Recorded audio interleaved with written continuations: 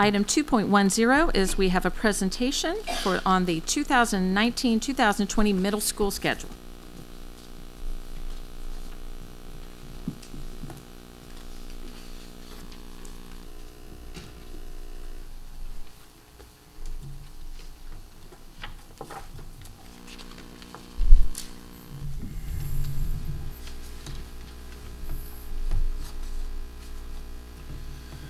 Good evening, President Hummer, Vice President Gilliland, Dr. Olato, and all board members. My name is Christopher Morenzi. I'm principal at Crofton Middle School. And I'm George Lindley. I'm principal of Arundel Middle School. Our goal this evening is to share with you some of the changes that will occur in the middle school schedule model, and that will go into effect next year. After our brief presentation, we'll give you an opportunity to ask questions. We'll be happy to entertain any questions that you might have. One of the key things to know about this change is that we will be keeping the middle school schedule largely as it exists. Some of the key features of that model is that it is comprised of a 6-period day, 4 of which are the 4 core classes: language, arts, math, social studies, and science. And then we have 2 elective, 2 encore classes, and those are 2 periods from which students may choose from a variety of electives. Middle school teachers are provided 2 planning periods, one of which is reserved for collaborative planning and professional development, the second of which allows them to have personal planning and grading and other ancillary tasks. The new model will focus mostly on the encore schedule rotation, the daily rotation. Those changes include the elimination of what we refer to as the 6th grade wheel, and that is 4-course, 9-week rotation that 6th graders take during the year. That will be eliminated, and as well as the ABC rotation schedule, which will be replaced by an every other day rotation, or we refer to it as AB day rotation. Under the ABC day rotation, there would be occasional weeks where a child would only have physical education once a week. In that particular week. And in order to maintain as many exploratory options as possible, what we've done is we have some courses which will run only for 1 semester, and then other courses will run the entire year. This slide gives you a visual representation of how the encore offerings may look. As you can see, there are 4 encore slots with 2 encore periods and an A day and a B day. Each slot can be filled with either a year-long course or a single semester course. The chart in front of you shows the comparison of the number of encores our current model offers versus the proposed model. Currently in 6th grade, we have 2 models working in our middle schools. They allow students to take 6 to 7 encores in total, but students may be taking as many as 6 encores at any given semester. With the proposed model, 6th graders may take up to 7 encores, but will only have 4 at any given time. For 7th grade, the benefits are even more substantial. 7th graders move from having only 5 options for encores to having as many as 7, again, with no more than 4 during a given semester. 8th grade is a little more complex. The number of encores is and will be dependent on whether or not a student is taking a foreign language. With the proposed model, 8th graders will generally have as many or more choices, but like the 6th and 7th graders, fewer at any given time. So with the new model, the world languages will offer a variety of pathways for our early adolescents. It will closely mirror the model that some of our magnet schools are currently running, but a child may elect to take a language later. They could take it as early as in 6th grade, with the potential of leaving middle school with 2 high school credits. The 6th grade World Language Connections course will be eliminated in lieu of this new model. A student will have options as to when he or she can begin a world language in this model, depending on his or her readiness level and interest. A student can begin as early as 6th grade or wait until 8th grade to take a world language in middle school.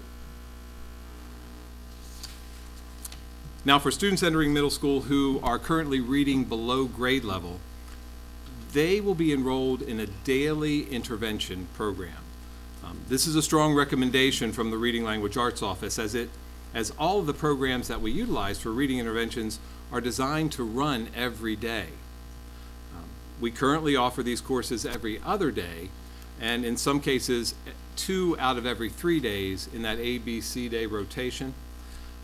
It is our expectation that the students enrolled in daily reading interventions will progress quickly and then can exit the program sooner, certainly by the time they leave middle school. The movement from the ABC rotation to an AB rotation does require curricular revisions. Currently, a year-long course meets every 3rd day. As a consequence, several courses of the new model will move to meeting 90 days per year instead of 60 days. These are courses that are projected to remain as year-long courses. They include phys ed, AVID, and the performing arts courses. I know our curriculum specialists are very excited about curriculum specialists in these areas are thrilled with the idea of having extended time in each of these areas.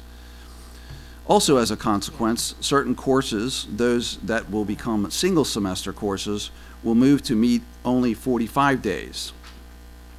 These courses cross all core curriculums. There's been discussions about eliminating some of these courses as we went into this new model, but our final recommendation was to continue to allow all of these courses to exist through our transition into the proposed model. As the progression of the new model takes hold, some of these courses may find themselves a little bit obsolete. Finally, another curriculum concern is the issue of the elimination of FACS as a required course. It is in our FACS classes that the financial literacy standards, the 6 standards that we're required to present to students, it's through FACS that occurs. So since FACS will no longer be a required course to take throughout the middle school year, it'll be an optional course, these financial literacy standards will be rolled into the core curriculum courses. So as I said previously, curriculum and instruction is currently working on these changes and have shown a lot of enthusiasm about these changes. So benefits. We believe that there's several benefits of this new model. As previously stated, students are likely to have fewer encore classes at any given time. It's also going to have an increased instructional time in the performing arts class, and this will presumably lead to more practice time before performances. Both of these facts translate to less stress for our students. Currently, our students are required to take a fine arts class and a PE class each year, a world language class in 6th grade and 7th grade, and a FACS class somewhere during their middle school years. While the fine arts and the phys ed requirements still exist, with the additional single semester courses and the changes in the world language path, students and the movement of the financial literacy into the core curriculums, students have more opportunities for classes of their choice. This adjustment also helps with rigor. Students will be able to begin at a level of their readiness level and then progress quickly. The increased time for reading interventions will raise the number of students entering high school reading on grade level. The new model also provides more time for physical education. This is supported by research that our early adolescents need physical activity.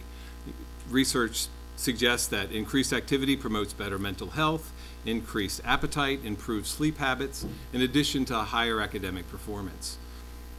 The flexible world language model offers high-performing students the opportunity to achieve 2 high school credits before leaving middle school, or begin at a time when they are ready and interested. The fidelity piece talks about the benefits that that spread to both our adults and our children, our students. Both get to focus a little more on their current course load because their course load is lighter. Teachers reduce their caseload from 12 classes to 8 classes at any given marking period. And this also reduces the number of students and assignments that require their attention. Under our current model, we have a number of Encore teachers also who are teaching outside their certification fields due to odd-numbered sections or to try to round out a teacher's schedule. This new model will likely reduce this occurrence. A particularly attractive piece of this adjustment aligns the comprehensive middle school schedule with our high school and magnet school schedules. This will permit us to share staff with all secondary schools in and across our system if and when needed. Currently, our schedules do not permit this kind of sharing, or it's very difficult to do so. In addition to this benefit, there's the aligning of the world language progression across all middle schools. In cases where a child may need to move from one school to another within our county, he or she will be able to do so with a smoother transition without the need of interventions or distance learning supports. And that's the conclusion of our presentation. If there's time, we're willing to answer any questions that we can for you. And of course, Mr. Reinhardt is first. Streak is alive. It's good to see you again, Mr. Lindley. I was hoping to see you with the beard. It's No Shave November. I know. Oh. I'll get on that. Won't take long. So, is there still a math remediation program being offered through the Encore time? So those, we do offer things like box score Mm-hmm. and stock market, things of that nature. There is a performance in math, I believe, that is offered, and students do have that option. I was talking to Nicole Howard just a couple days ago, and apparently they're working on another intervention for math. Okay. I remember when I was coaching at Lindale that we did have in that rotation a regular math remediation course. Because I saw that we wanted the students to take PE every year. We want the students to take a fine art every year. And then I was wondering, how is that going to fit when we have a student taking a reading intervention, A and B, and they're taking PE, but they also need a math remediation? How is that going to give them choice? So it is possible that they can take a reading intervention and phys ed and also a math intervention. The math interventions, unlike the reading interventions, are planned to meet every other day. So they don't occupy as much of their schedule as the reading intervention currently is planned to take up. But we're still reducing their ability to take courses that they would select and perhaps be a major reason why they come to school each day. So there are the semester courses that they have, so there will still be opportunities for them to take some of those courses. Yes, but the truth is that the intervention courses are still offered during the Encore periods with this proposed model, and in that way it does occupy part of the selections that they might have taken otherwise. The thing that I find unconscionable is any of our children leaving middle school not reading or calculating on grade level. No, I absolutely agree with you, and I'm very excited to see us increase by 50% the number of class meetings for performing arts. I mentioned that in my application for the board, so I'm thrilled to see that that's a reality, and it's close to my heart as well. Also seeing changes in the reduction of workload for our teachers and the number of class sessions that might be meeting. Is that going to affect staffing in middle schools? Are we going to see teachers perhaps cut? So we believe that this is a staffing neutral model. There's a lot of discussion about whether or not there would be a possibility of an additional staffing in any model that we might create. When we started this process about 2 years ago, we all understood that we could not come up with a suggestion, a proposal that was going to increase the costs of the scheduling model.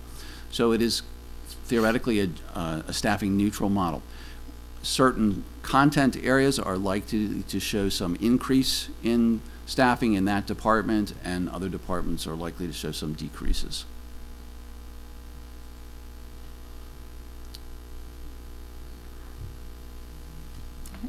Ms. Urea. Thank you very much for your presentation. It was very informative. And I just want to highlight a couple things. I like how it's starting to model like the high school, because I think it's very important for middle schoolers, especially 8th graders, to, instead of having that weird 6-day period, like move to what it's like to high school. I also like that you guys still incorporate the financial literacy, even though FACS is being eliminated as a requirement. I think that's very important. My question is, why, I'm just curious as to why the wheel was taken away, because I know that's very important for 6th graders. Some of them like it because it gets you exposed to all the languages. So moving to 7th and 8th grade, you get to know what French is like, or if I like Mandarin better than French, and it gets you like exposed to all the cultures and in 6th grade. So I'm just wondering why it was eliminated. So the wheel includes the World Language Connections class, as well as FACS and Art and Tech Ed. The World Language Connections class would benefit some of the children, those who took it first and second marking period. But if you remember that you're selecting courses for next year in January and February, there's half of the students who didn't get the opportunity to even take that course, and they're having to make that selection already. So that really wasn't an effective way to expose the children. Mr. Summers, thank you. Gene is looking for ways to actually provide some of that exposure to kids in elementary school to give them more of a background to choose. There was a lot of discussion about the wheel. There were advantages of the wheel in the sense that students took the same course every single day for 9 weeks and didn't have a rotation of multiple classes. It was also somewhat advantageous for the teacher because they were not seeing so many different kids on a given school day or school week. But it causes a scheduling nightmare in the master schedule. It puts some real binds on a master schedule and makes that harder for us to staff our buildings equitably. And because of that, staffing was sometimes used, or class sizes were sometimes created to be larger than we would like them to be, because there was no way to staff to create a master schedule that would include the wheel for 6th grade and not have a similar model in 7th and 8th grade. They'll still have the option to select those other courses, Tech Ed, FACS, and Art. In fact, they have to take a fine art, so they're still available to them. The only one that's being pulled away is that World Language Connections piece. So you guys are looking to potentially get that exposure in elementary school students before they enter the middle school? Yes, that's correct. Okay. And then the child can actually start taking a world language for high school credit as a 6th grader, Really? if they're so inclined. Okay, thank you very much. You're welcome. So as you said, so the reading intervention or the math intervention, those would be considered an encore class, but if they test it out, if they've really made advances, then they would be able to move into another encore at Yes, the ma'am. end of the semester. There are some schools who are running the reading intervention everyday model right now, and they are finding success. The kids are, it's delivered with more fidelity, more regularity, and they are exiting sooner, which then gives them opportunity for the other electives. And so they're required to take PE every year, That's PE correct. is an MSDE requirement. and it's a year long. They have It to. will be a year long every other day.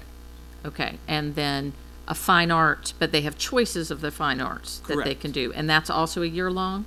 Yes, well, we have No. performing arts, which are year-long, but then a child could take just an art course, which is a semester long, Okay. and both would satisfy that requirement. Okay, so would they have to take the fine arts class both semesters? Do they have to take it as a year-long class or just a No, class just for the year? Just one class per year. One would class per year. satisfy that. Okay, and I will echo what Mr. Reinhardt said. As a parent of a child who was in, who was in the band, I'm thrilled that they will now have the opportunity to have those lessons more often and have that. I think that'll make a huge difference in our music program moving forward in the number of kids that stay involved in the class. So I think that's great. Having had multiple children in middle school or still in middle school now, I am thrilled about this program. I'll tell you as a parent, I never figured out the ABC schedule. And I would ask them what they had today, and they would go, "Mom, don't you know?" I'm like, no. They said it's C Day, and I'm like, that means nothing to me. I always ask the kids what day it is. Yeah, I mean, I wouldn't know. And while I loved that they had so many choices to to choose from, it was a bit of sampling that came through, and especially for our music students or people who need reading intervention, I think that prolonged exposure and more regular thing, it makes a huge difference. So I want to thank y'all for all your work on this, because I think this is a great move forward. And I know, we all know that middle school is a special area, that is a unique world of its own. And so that all of y'all worked so closely to get what's best for this is, hats off for all this work. Thank you. Ms. Urea. Sorry to come back. But so I don't know if you guys said this before, but is it going to plan to hit all middle schoolers 2019 to 2020, or is it just going to start with incoming sixth graders and then move forward? This would be a program for all middle schoolers. It would be comprehensive in the whole building, not just for sixth graders. Okay, thank you. If no other questions from the board, I want to thank the two of you and your committee. If the board was not aware, this is a group that's been under the leadership of Mr. Lindley and Mr. Morenzi for the past 2 years. The committee put themselves together as a result of data. We have not been as successful with our middle schoolers as we would like. It's a trend that is common not just to Anne Arundel County, but across the state and across the country. And so we needed middle school experts, and the two of you are that. You have heard me say this before. I think our system is led from the middle. You and your colleagues have given us more to think about and to do in terms of educating all of our kids. But the middle schoolers are a unique individual, unique group, developmentally. And you all realize that. And so not just the changing of this schedule has come from this group, but we have refocused our efforts on social emotional needs of our students and really focusing on the advisory was rebuilt under your leadership and that of Shirley Jackson Avery to provide some more supports for our students at the middle level. And you've really refocused our efforts on math because the data said we needed to be there. And most importantly, that our instructional methodology hit home for students at this developmental level. And so I thank you and the team, I thank your committee, and you guys aren't done, but there's a lot more work to do, but we thank you. I thank you for your leadership. Thank you. Thank you, Dr. Arlon. Appreciate it.